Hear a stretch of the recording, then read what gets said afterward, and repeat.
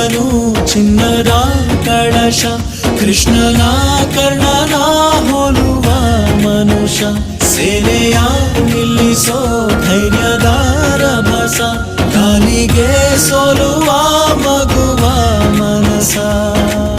ಹರಿ ಹರಿ ಹರಿ ಮುಗಿಲೆತ್ತರ ಹರಿ ಶಿವನತ್ತಿರ ಮೆರೆಯುವ ನಂದಿ ನಂದಿ. ಢಮ ಢಮರುಗ ಮೆಚ್ಚಿಸುವ ಜಗ ಮೆಚ್ಚಿಸುವ ಪರಶಿವ ನಂದಿ ನಂದಿ.